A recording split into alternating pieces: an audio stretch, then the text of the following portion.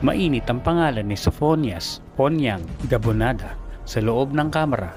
Sa kolum ni Charlie Manalo ng Manila Times, siya umano ang nasa likod ng pagbabalik sa eksena ng dalawang dating opisyal na tinanggal sa pwesto dahil sa aligasyong katiwalian.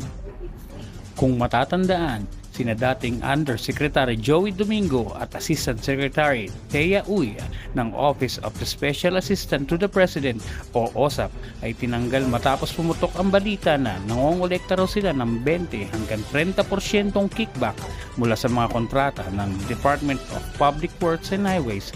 Imbis na tuluyang mapatalsik, nakahanap pa sila ng bagong pwesto sa Kongreso.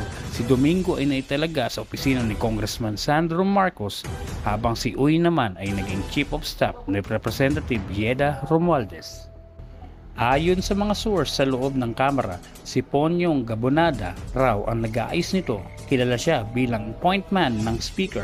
Siya ang tumatawag sa mga opisyal ng DPWH at nagsasabi kung kanino dapat ibigay ang proyekto kahit tapos na ang bidding nito. Kaya niya daw baliktarin ang resulta.